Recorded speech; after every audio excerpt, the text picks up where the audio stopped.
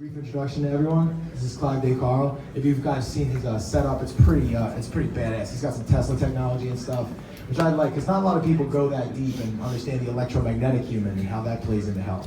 So that's gonna be cool. I'm excited to hear all he has to say. Gina Carr gave a great speech about veganism yesterday, which is, I'm a vegan and I know a lot of other people here are vegans, and I know a lot of people who have changed their lives for the better, physically and otherwise, from adapting to plant-based diet. And then Sterling, he is going to take care of your mental and emotional, because this man is probably one of the smartest when it comes to psychology, and real psychology, not that like shrink, get a pill shit.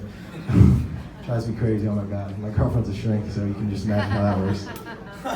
But yeah, so all three of them have completely different sort of areas of expertise, but in my opinion, you have to understand all of this stuff to get the holistic picture of complete health. So I'm gonna start off with a question. We can just go down the line. You guys can share that mic, me and Sterling will hop on this one. What is health to you? What does that mean to you and to the people you try to heal?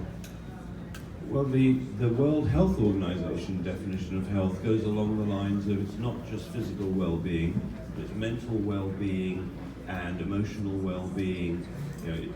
It's wide. So health is our natural state. Our default state is health. And how many people are actually in that default state of health? I would say in the Western world, probably less than 5% are at their real potential. And there are only three reasons why anybody gets ill: physical damage, nutrient deficiency, or toxic poisoning. Now, we're toxically poisoned at school by the ideas that were put into us that we can't do stuff. I've been explaining to a few people over the last couple of days that we are way more powerful than we think. For instance, about 10 years ago, there were experiments with fMRI scanners, where they put somebody who was desperately ill in hospital in an fMRI scanner so they could see the brain working in real time. Then they say to a relative on another continent, think healing thoughts to your daughter now. And the daughter's brain lights up on the other part of the world, because our thoughts are so powerful that for the last 10 years they've been able to measure them. And so if you're thinking nasty thoughts towards somebody, you're damaging their health. If you're thinking nasty thoughts to yourself, like I'm not good enough, I can't do it, you're damaging your health.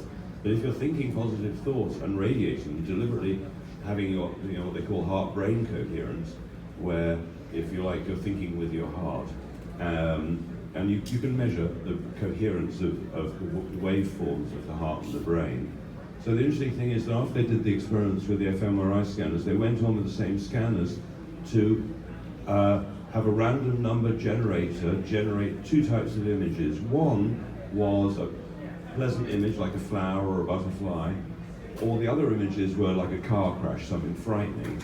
So every time the random number generator generated the happy image, the brain really didn't respond at all. But each time they showed the car crash, even if the brain had seen it loads of times before, the brain went eek every time. But where it gets interesting is the brain responded about 4 seconds prior to the random number generator generating the image. And so we have to realize there are several types of time going on that we have access to, and we in ourselves are so much more powerful than we thought. If I can just say one more thing before I pass it over. My best result a couple of years ago, I'd bought 4 really powerful frequency devices which I'd rigged together. And this client had got eye problems, brain problems, and pain issues. So I told him there was a good chance that if I chose the frequencies correctly, that he'd come out of pain, his eyesight would be better, and his brain function would be better. So he after the treatment, he's my happiest client I've had all year, right? Pain's gone, eyesight perfect, brain working fantastically, and I glance over and I've forgotten to switch the machine on. So, who's doing the work? Let me just tell you one more story that I just love. A placebo, just a regular white placebo, works way better than chemotherapy, way better. But if it's a blue placebo, it works better. If it's in a capsule, it works better. If it's in a capsule with letters on, it works better. If it's in a capsule with letters on and it's 2-colored capsule, it's even more effective. And if it's got numbers on as well, it works the best. Okay, well, I would describe health as the people that live in the blue zones. I really love studying what they do, and I'm getting some feedback here. So the folks in the blue zones regularly live into triple digits, and there are 9 different components of what makes what's theorized that contributes to their health, including socialization with groups of people that are like-minded, including getting exercise, but theirs is more called movement. It's not like ours, go to a treadmill or go to a gym or even get out and jog, that sort of thing. Just through their natural being and their natural activities, they're constantly moving and using their bodies. And certainly their plant-based diet contributes a great deal to their lives. They're not fully vegan, but their diets are 95% plus plant-based.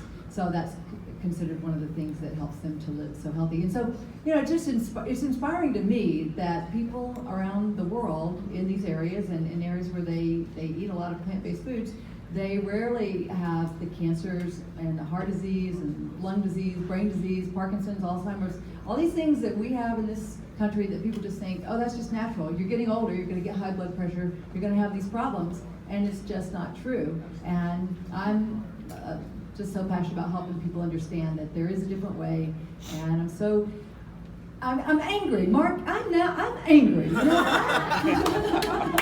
If you guys weren't here last night, he told us we really need to get angry, and I really am angry that the information's out there, it's been out there, and it's just not being shared with people. It's being hidden from us, and I'm passionate about helping to get that word out. Thank you for letting me be on the panel to talk about it more. Thank you. Hey guys, in my mind, this idea of health, according to modern psychiatry, the pharmaceutical industrial complex, it's this notion that we have to make sure we don't have any chemical imbalances, that we don't have anything physically wrong with our brain. In my mind, being mentally and emotionally healthy means being spiritually aware. It means being aware of our own sense of freedom. It doesn't mean that we have to necessarily suffer from some kind of these diseases or fit into some kind of cultural mold, this idea of normalcy.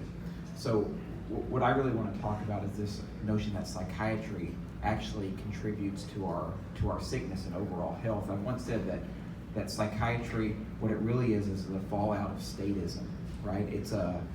It's a system that helps subdue people.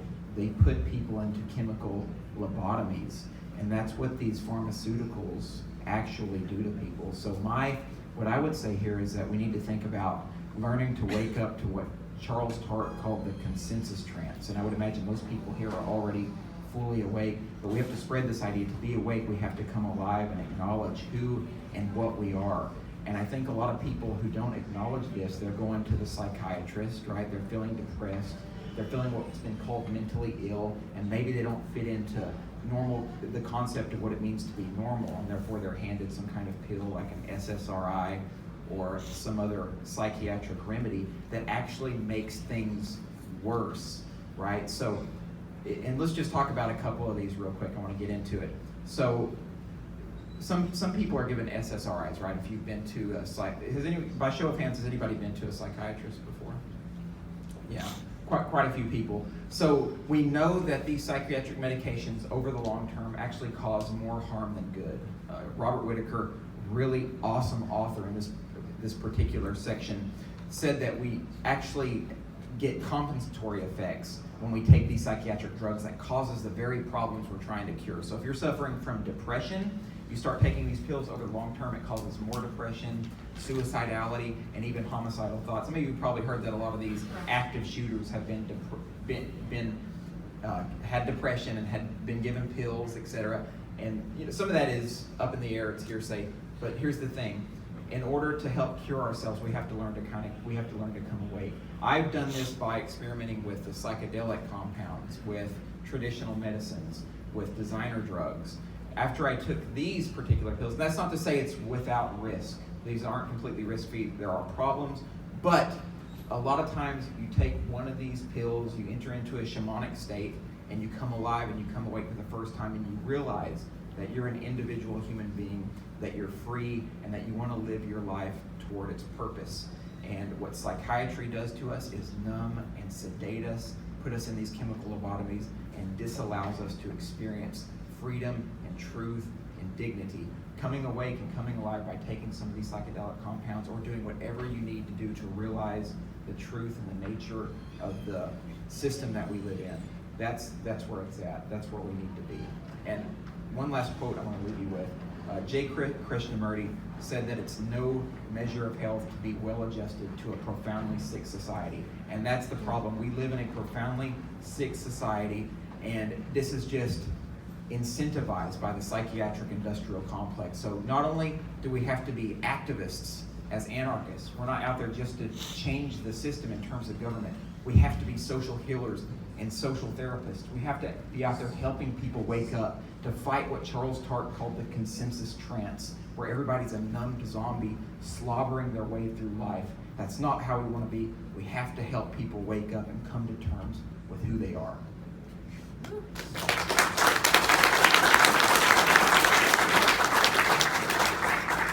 I pretty much agree wholeheartedly with everything Sterlin just said. And that kind of leads me into the next thought. Like, it seems that the issue is not so much that everybody is like, you know, like making a bunch of bad decisions out of a place of knowledge and stuff, and causing themselves to sink into like deeper and deeper illness. It seems like society is gearing us on this path and steering us through, again, the shrinks giving you the chemical lobotomies, the doctors prescribing foods that are known to cause like heart disease and stuff like that. And then again, the deliberate withholding of information that, like, for example, like Clive's work on Tesla and those electromagnetic healing frequencies. I went to engineering school. I have a college degree in engineering. I didn't learn shit about that. They didn't even touch on it. They were just like, oh yeah, there's like this electrical engineering society. And they're like, yeah, we're really, you know, it's like this big like shindig, and they all have dinners, but nobody actually like pushes electrical engineering further. It's people like you and people like independent researchers that do that stuff. So can you guys touch on, even in your particular fields, how do you see the influence of social engineering and education and all these nefarious forces in society steering us away from our health? Well, the mistake that, there were several mistakes that have been made from the day we were born. You know, on the day we were born, we had language. There's a woman called Patricia Dunstan who explains how she was, I think, the first person to discover that there are 5 words that babies say from the moment they're born. And so from the moment we were born, generally speaking, our mums didn't understand us, couldn't understand a word we were saying. We were saying, I'm tired, I'm hungry, you know, I need to be winded, whatever it is. And they didn't understand us, so that we were off to a bad start. The thing is, then they said, oh, the doctor will fix it. And we were given this hypnotic programming that just by going to the doctor, who clearly must know everything, and as a child you believe that they must know everything. I mean, I did. I thought the doctors knew everything. It didn't cross my mind they didn't. So we've got this misplaced faith. I mean, you know, I wish I'd never sent any of my children to school. I think it was a really stupid thing to do, but I didn't feel qualified to do homeschooling, and I didn't know any group that I could take them to. But unschooling them as soon as possible clearly is pretty important, and we just need to take our power back. You know, not only are we hugely powerful mentally, but we're self-repairing. You know, it doesn't matter what's wrong with us. Generally speaking, usually we can self-repair. And so getting that knowledge as to how to self-repair, what minerals do, you know, it's super important that we understand how basic our body is on one level. You know, if you're low on magnesium, you get this bunch of symptoms. You're low on vitamin C, you get this bunch of symptoms. And with a little bit of study, we can work out, well, I know why Granny's ill. Granny's ill because she hasn't got enough cholesterol in her diet, or she's missing zinc or something. We need to be empowered ourselves so that in the event that things went wrong, we can fix ourselves, our family, and everybody around us. And so self-knowledge, I think, is what's really necessary, because increasingly the knowledge we're getting from social media and so on is distorted, and we don't know what's true anymore. So we've got to be personally empowered. Well, as I've done my research, I was really amazed to learn that back in the 60s, I think, when there was a commission empowered for the Senate. The senators did this study, and they were going to put out the first food guidelines. And the food guidelines they were going to put out, they definitely said, don't eat a lot of red meat. And I didn't mention yesterday, but I imagine most of you guys know that processed meats have been categorized as a class 1 carcinogen. Red meat's classified as a class 2 carcinogen, and I know some folks probably don't have much respect for the World Health Organization and what they say, but they have done some research, and this is what they put out a few years ago. And it's still just not very well known. You know, people eating bologna and hot dogs and those kind of things, and all the time, and so it's probably not very healthy. My point is that years ago, they were putting out this report, and I think McGovern report is what it's called, and they were recommending don't eat a lot of meat and eat more plants. And as soon as that was, known that was going to hit the, be disseminated to the public, the ranchers and the farmers and those folks came out and said, no. We're going to withdraw all our funding from you. We're going to take the money away from politicians, that sort of thing. And so that report died. And another version came out, and another version was published. So this is all available on the internet. You guys can go check it out. But that's just a great example. When you start doing a little bit of digging, you can find that so much of this information it's just been changed, and according to what the big money's doing. And I'm an anarcho-capitalist. I'm definitely a capitalist. I have no problem with big businesses, but I have a problem with corporate cronyism, and I have a problem with the money being used inappropriately to guide these sorts of decisions. So I want to start off where I left off. What the psychiatrists and the political ruling elite and the kleptocrats and all these nasty people really want is for us to fit into the box of this so-called normal society. And if we don't, we're supposed to go to the psychiatrists and figure out what's wrong with us. And they have this idea that I take great issue with, and you should too. It's called a chemical imbalance, right? This is what they'll tell you if you go to a psychiatrist's office, pretty much with, I want to say 75%, and we can talk about the details of this, and that's just my guess, but for most issues, most mental disorders, they say it's related to a chemical imbalance. This is a matter of fact for depression, to some degree for schizophrenia, and a variety of other mental health disorders. But here's the thing, this is a categorically false conception, and this isn't something that's a conspiracy or made up. There's actually some science that suggests that this notion of chemical imbalance is non-existent. And here's the thing, we'll start with this notion of a mental disorder, right? They'll say you have a chemical imbalance and it's a mental disorder. Here's the first problem. Mental refers to the mind, so what they're saying is that the mind is sick or unhealthy. So if this is actually a physical problem semantically, that already does not make sense. How can a mind, an emergent process, be ill, and then how can they compare that to a chemical imbalance? If you really had a chemical imbalance, the brain would be sick. But here's the reason for the confusion. They actually don't know what causes these mental disorders. They say it's a chemical imbalance, but they can't prove that, right? So here's a couple of the ways where they've actually tried to test for a chemical imbalance and what happened as a result of that. So they can only test, and we'll use depression since it's the main chemical imbalance, alleged chemical imbalance that people think about. They've tested this by taking a sample from the cerebral spinal fluid and testing the metabolite of serotonin. The idea is if serotonin, the neurotransmitter, is in lower levels in the brain, then you're likely to be depressed. But these studies have not been fleshed out, and some counterfactual studies have been tested, and it did not prove this out. Please read Robert Whitaker's book, Anatomy of an Epidemic. Book blew my mind, and this guy's well respected in this particular industry. But the idea here is there can't be a chemical imbalance, and they can't even test for it. Here's what happens. You go into the psychiatrist's office. They're not going to test your cerebral spinal fluid. They're not going to take that and look at these samples and tell you, okay, I know for a matter of fact you have depression.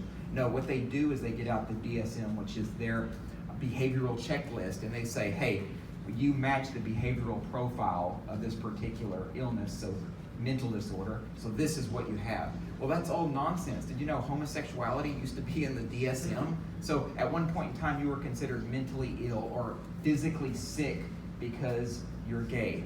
That is absolute nonsense. And the same thing applies today for bipolar disorder, depression, schizophrenia even. And it just boggles my mind that people just continue to buy into this. What they're trying to do is box you in and make you think that you're sick, which also creates a situation where you feel entitled. You want to constantly go to the psychiatrist's office, you constantly want money.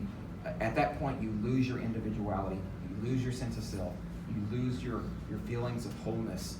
And that right there is what helps keep people in chains, sedated, and lost. Because of course they then give you the psychiatric meds which numbs and sedates you and takes away your ability to feel. And ultimately that's what it's about. And now you can't address the traumas that you suffer with. Yeah, sure.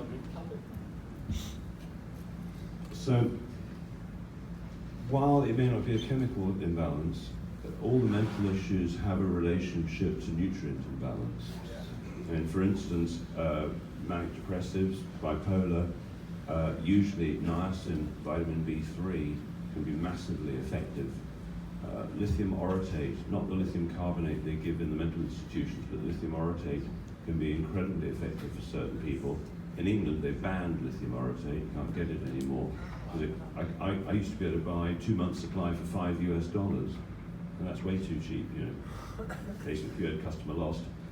So, you know, with schizophrenics, what I found with them is, again, you know, vitamin mineral imbalance, but the schizophrenics don't usually want to change. I don't know whether you've had a similar experience. I relate to that, yeah. A lot of people identify with their pain. Who would they be without it, you know?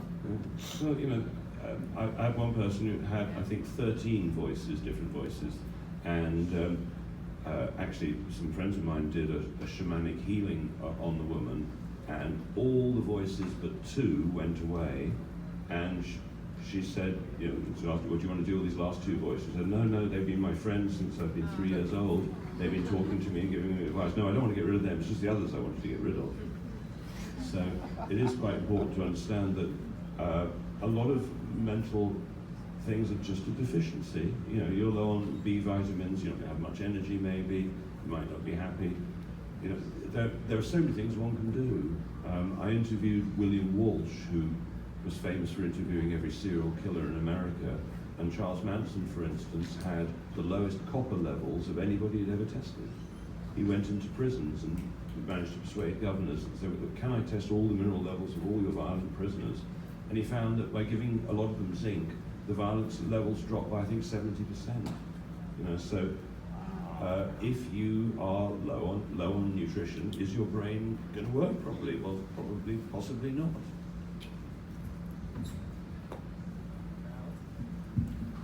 Yeah, I agree with all of that. It's so funny how all this stuff is very interconnected. Like your guys' fields, actually, if you look at it from a grander perspective, it's all one thing.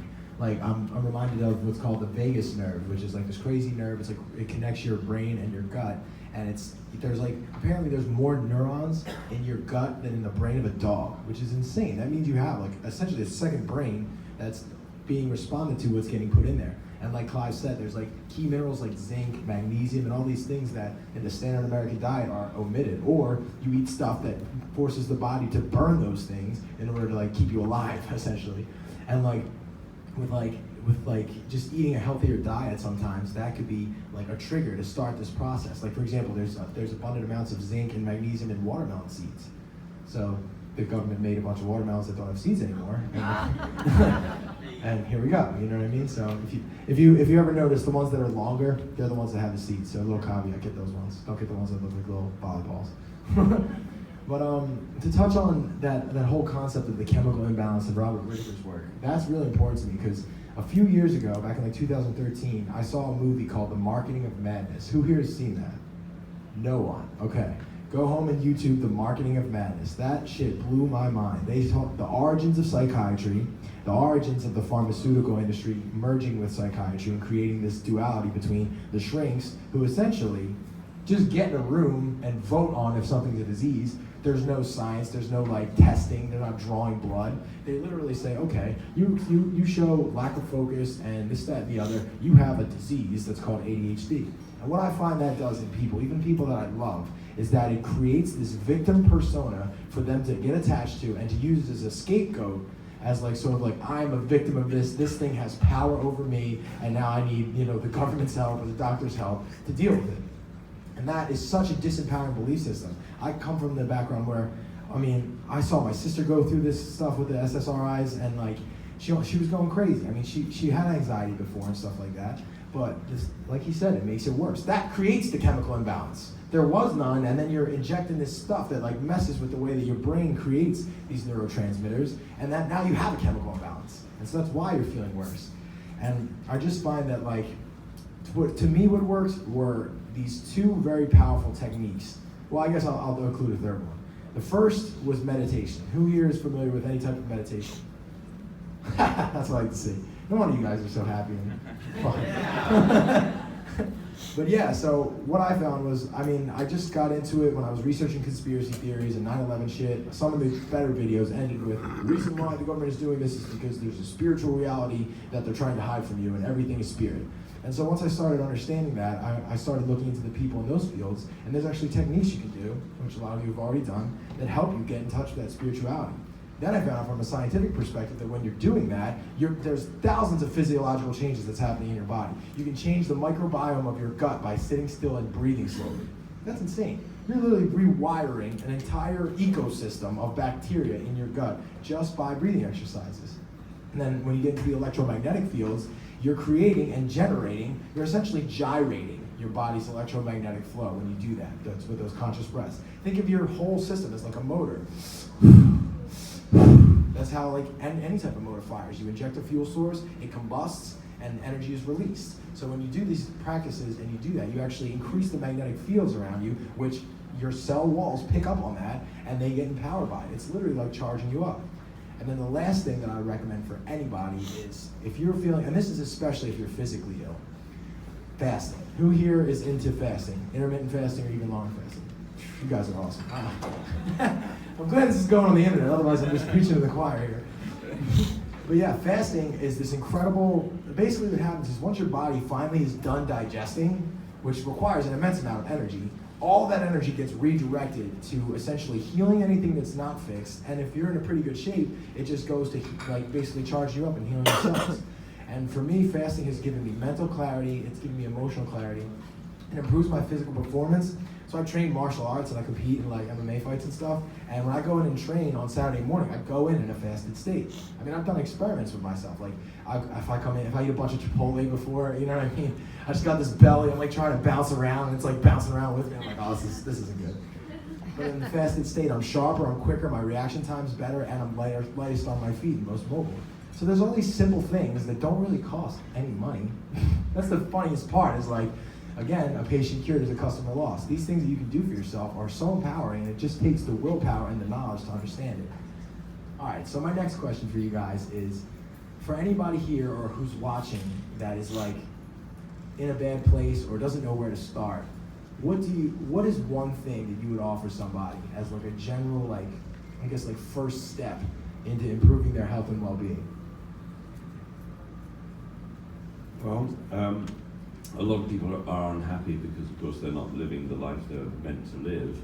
And I'd say to them, if you're unhappy, the best thing you can do is go out and help somebody else, because it usually works that if you take yourself out of yourself and help somebody else, because what we're really after, you know, the positive side of our ego needs to be fed. You know, we're all actually want to hear that we are loved, and we are, you know, people are grateful for us, whatever we're doing. So we put ourselves in the way of actually trying to help other people. People cheer up.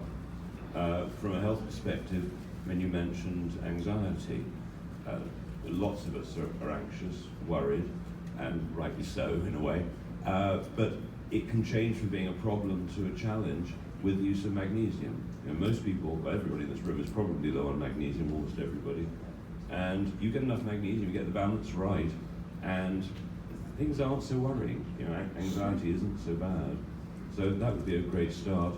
And the other big one I mentioned the other day is vitamin C. You know, most people are low on vitamin C. Most people are low on vitamin D in winter. And you could empty the hospitals with just a few minerals and vitamins for very little money, I think. Drink more water, make sure it's filtered water. You know, never come in contact with chlorine or fluoride. If you've got fluoride toothpaste, don't ever think of using it. If you're eating bread that comes in packets that's got flour and fruit in it, don't eat it, because that's bromine. It's going to be damaging your thyroid, reducing your iodine. And filter everything. You know, if you wouldn't eat whatever you're putting on your body, like your shampoo, if you wouldn't eat the soap, don't use it. You know, be careful what materials you're touching, because people never used to be ill. It's a recent thing. Heart attacks hardly ever happen. Cancer was a massive rarity. You know, 150 years ago, maybe 1% of the population. Now these things are 50% of the population. And we're poisoning ourselves with food, primarily. I think one of the most important things is to reorient your life around and make a priority of exercise. So movement, exercise, it can be as simple as dancing around your home or your condo, but decide on something that you like and that you're going to stick with, and then make it part of your day. It works better for me to do something every single day, and it helps me to actually go to a class. I go to a 5:15 a.m. class down at the YMCA, and you know, the trainer there is great, and it's good energy. And when I am in routine, a regular routine, and I'm going every day, and I'm seeing my friends, and I'm getting that good exercise first thing in the morning, everything else in life just goes a lot better. And recently I had gotten kind of out of the habit, and I had been wanting to do a sprint triathlon. It had been on my bucket list of things to do for basically 9 years. And so finally, I'm like, this is a year. I'm not getting any younger, and I have a little foot problem. It's called Morton's neuroma. Too much information there, but it's just not getting any better. So I figured I'd better go. I want to go ahead and do the sprint triathlon, and it was good for me to set a goal and say, I'm going to go do this, and this is the date. And so then those mornings when I'm like, I don't really want to get up, I don't really want to go to work out. It's like, yes, I made the commitment, and the T-shirt that I wore for my sprint triathlon said, "It's because I said I would," and that's a movement. And that was one of the things that really helped me, is you just take the decision making out of it. So it's 4 o'clock, 4:30. There's no question of, I don't really feel like it today. It's, I'm going to get up, I'm going to take a shower, or, whatever the routine is. I encourage you to make exercise part of it, whether it's first thing in the morning or at another time. But I think when you do that, the rest of your life just seems to flow a lot better. Yeah, good point. So I think for emotional, spiritual health, I think it's good for all of us, if we can, to have the most openness to experience and have an exploratory mindset. So early on, my awakening, my coming to terms with my mental health and with my emotional problems happened by accident, but I had an exploratory mindset. I was open to new experiences, and that's, I think, key. And here's what I did. I did drugs. I swallowed a pill of MDMA, and I'll tell you a little story. Before I took this MDMA, I was languishing through life. I spent my days playing video games, mainly World of Warcraft, but the point is I was using it as an escape mechanism, like an escape hatch. I wasn't paying attention to my surroundings. I certainly didn't care about the state or government, and I didn't care about my own slavery and my own servitude. But after I took this pill of MDMA, it completely busted my mind wide open. And I remember coming up on it. I remember the empathy that I had for myself, the self-exploration and the introspection. And I started crying profusely as I was coming up on it. And I remember I entered into this meditative mind state where I kept telling myself that I'm a lot smarter than anybody has ever told me I am. I'm a lot smarter than anybody has ever told me I am. And I kept repeating this to myself, and I started thinking about my childhood, and I thought about the public schooling system. I thought about my education. I failed 3rd grade. I was given Ritalin, ADD. Oh, no. Yeah, I was diagnosed with ADD, ADHD, and I failed 3rd grade. I was put into remedial math classes, and it was absolutely awful. And this experience told me that I can do a lot more with my life, that I want to actually succeed. And that's not what the system tells us, right? Governments are, these drugs are bad, don't do drugs, these will destroy your life. No, what destroys your life is a system that is fundamentally broken and flawed because it's parasitical in nature. That's what's wrong.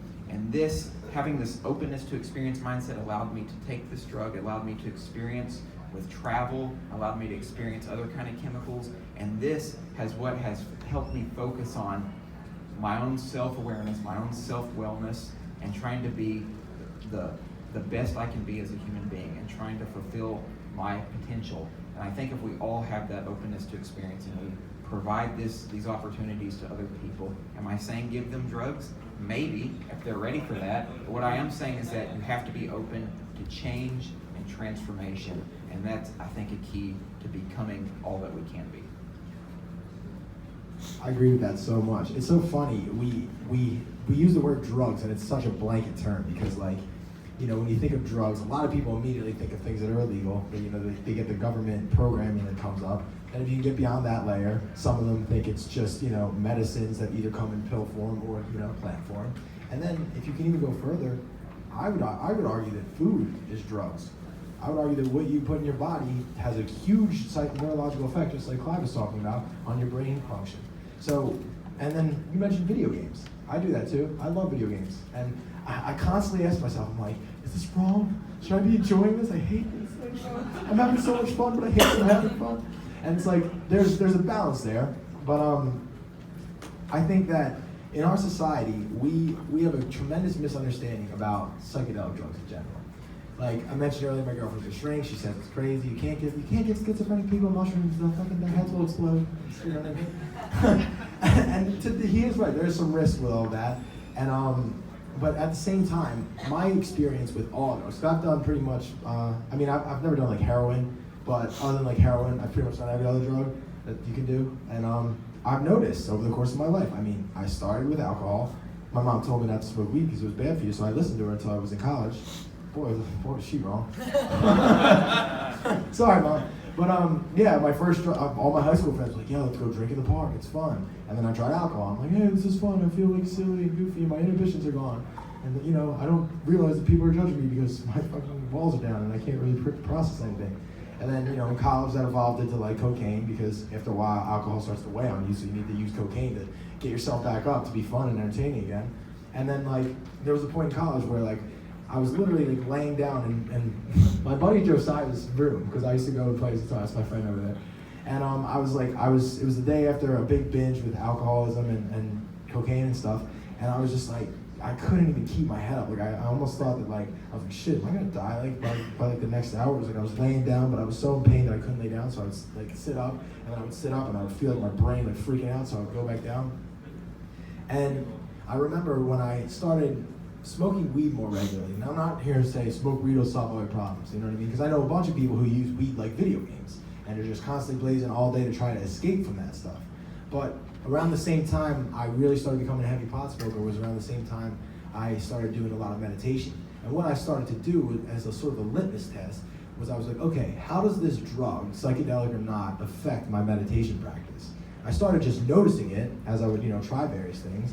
But then I really started experimenting it. And what I noticed was when I used marijuana, it was like my meditation experiences were louder. It was like I was tuning in like even more so to like the etheric life force that you tune into when you go there. And conversely, when one of my exes, who was a drinker, was like, let's go out to the bar, you never go out with me, this is crazy, you gotta come out and drink. Fine. I started doing that, and I would notice the first thing that would go would be my psychic senses. The sort of like, if anyone's familiar with the chakra system, there's like a crown chakra that's supposed to be where you draw in energy from like the Akashic records, which is essentially like infinite knowledge or like the God knowledge. You were like a siphon for that if you can open up that portal. And I noticed that before I even felt drunk, before I even started like my volume went, the very first thing after like 2 sips of beer was like, I felt that psychic sense close up and shut off. And I would argue that cocaine did the same thing. So then I tried a couple other drugs. I tried mushrooms one time. Well, actually 2 times. I just ate mushrooms again yesterday for the second time. So that was fun. Just a little bit. But the first time I did it, I ate a decent amount with a friend of mine. Actually, Sonny, the other co-organizer, and he had a profound experience. But mine was awesome because we went out into nature and we ate these mushrooms. And I'm like walking around and like looking at nature, and everything was like fresh. It was a perspective that I had never taken on nature before. And I walked up to like a pond of water, and I was picking up the water, looking at it like, dude, imagine how crazy he was, the first person who discovered water. Like he went to his buddies and was like, dude, it's like this thing, and it moves and it's liquid, you can drink it, it's crazy, it's reflective, it's alive. And I started thinking, and you would never think of that if you walked past a creek sober, you know what I mean? Nobody's looking at that thing and that crazy shit. And I started applying that to like everything else. And I was like, well, there's been times in my life where like, oh my God, this is the first time this has happened to me, or this is the first time I'm dealing with this. And I realized that that is what everybody goes through. You know what I mean? The first time you get heartbroken, the first time you get in a fight, the first time you fall in love. These are all things that like some of us are experiencing for the first time in our lives. And I remember I applied that to my parents, which before that moment, I was really hard on my parents. I was like, you guys indoctrinated me with status and all this bullshit. You sent me to government schools, and you won't fucking listen to me when I try to tell you about it. And I was so hard on them. And I remember sitting there in that fucking forest, wherever I was, and I was like, dude, I was my parents' first child. And they didn't know really what the fuck to do. Like, they were just like, oh God, we have a kid now. Right, let's try our best. And I realized like that's literally what everybody's doing. My parents, my friends, my loved one, everyone in this world. And from that moment on, I never felt the need to come down on somebody from their shortcomings. And I might not have had that revelation if I didn't take mushrooms. So I really advocate these sort of psychedelics. If you're the type of person that it calls to you, there are some people who are like, fuck that shit, no, get that away from me, I'm fine, I don't want that. But then there are some people who like, they have like, almost like a whisper that's like nudging them forward. And I'll end it with my story of the hardest, best, and most awesome drug that I've ever done that I recommend everyone in this room try before you pass on to the next life. Dimethyltryptamine. DMT. Cool, yes. That's how hard of a drug it is that only a few people applaud. So, other than the people who applauded, anybody else have experience with dimethyltryptamine? All right, cool. So to give a brief caveat of what that is, before we get into like how you do it as a drug, you have to understand that it's an endogenous chemical that the brain makes. It gets made in your brain every day, and it's illegal. So you actually are all carrying an illegal drug with you right now inside your skull. It's just so many paradoxes in statism. But yeah, and the times where the most DMT is pumped into your brain and bloodstream, there's 3 key times: when you're born, when you die, and when you dream. So that's interesting. So like those are like 3 really weird kind of things that you don't often lump into the same category, but there's one common thread that connects them all, and it's this chemical, dimethyltryptamine. Has anybody ever seen the movie The Spirit Molecule? All right, cool. A couple people saw that. They really get into detail of thinking that this chemical, dimethyltryptamine, is almost like an activator for the portal to the spiritual realm. And before I did it, I only ever speculated, hey, that sounds like it was. All these experiments seem to be like that. All these people's anecdotal experiences seem to correlate that because everybody says the same thing. But then I was like, well, if I want to be a real scientist, I got to do it myself. I got to try the experiment. And I smoked DMT one time. It was 3 times in one sitting. And the second time was when I really got all the way there. I remember the first time I did it, I felt like, like emotions and had insight. But it wasn't like the stories. I wasn't like you just explode into like the ether realm and you see like geometries that are so complex and everything like that. So the second time when we all loaded up again, we had like one of those vaporizers that like blows up a big ass plastic bag and you like push the plastic bag in. They're called volcanoes. And I was pushing the bag in and I took what I thought was a good hit and I felt like I heard something. Like I heard something trying to communicate with me. It was like just a little more, just a little bit more. And I was like, and I felt like I could trust this thing because there was a feeling coherence that came with like the message. I was like, all right, fuck it, and I just took the whole bag and I was standing up and I remember immediately like it was like the lights started going out and I immediately knew from like a place within me that like this is what's gonna happen. This is what dying feels like, and that was a little crazy. Like while it was happening. So I sit down and basically my limbs turn off, my body turns off, my physiology turns off, I close my eyes and I just shot into this realm of absolute beauty that I cannot describe to you no matter how many words I string together. It was like the most beautiful geometric shapes that were alive, breathing, moving, pulsating, changing. It was like a kaleidoscope that just changed whatever the kaleidoscope was over and over and over again. And I was in a really good state when I took this because I was floating at my buddy's float spot, East Coast float spot, for like 2 hours before this. So I was like super zen and in a great mood when I did this. So it was I recommend that. Do a lot of pre-spiritual like sort of preparation if you're gonna do something like this.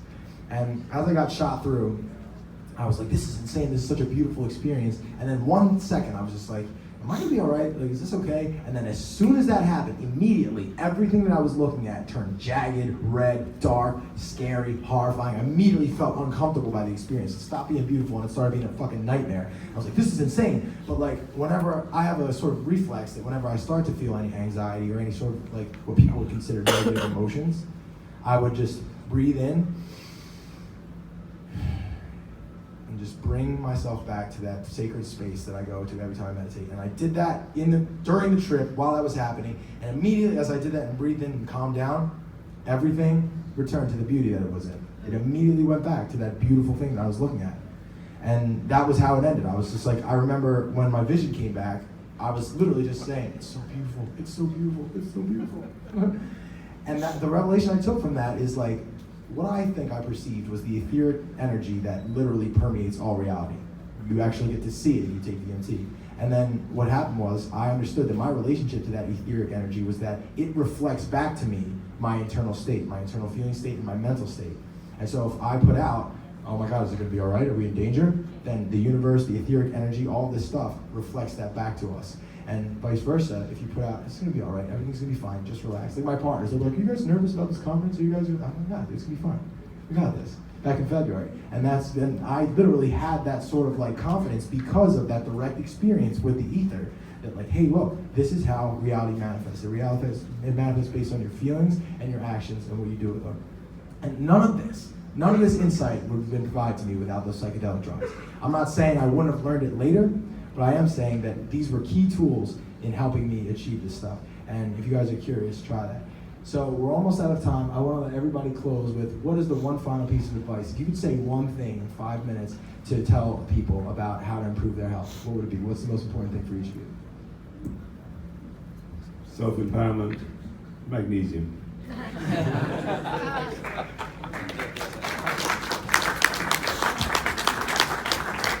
Well, the short answer is eat plants. And I just have to add, though, make a decision that you're going to change and that your health is your priority. It wasn't that long ago that I was on 9 different prescription drugs, and I was drinking a bottle of wine a day. I was not getting any exercise, and I was literally in bed almost all day. I mean, my life was just really miserable, and this went on for about a year, I think. And but finally, I just said, no mas. Time to change, and made little changes, more changes, and more changes. And so I feel younger now than I've ever felt. I feel definitely 10, 20 years younger. I'm de-aging, and I just have a renewed vigor for life, definitely. And got my wonderful partner back there. That's made a tremendous difference too. Is make sure you're surrounding yourself with people that empower you and help you and support you and are good role models for you.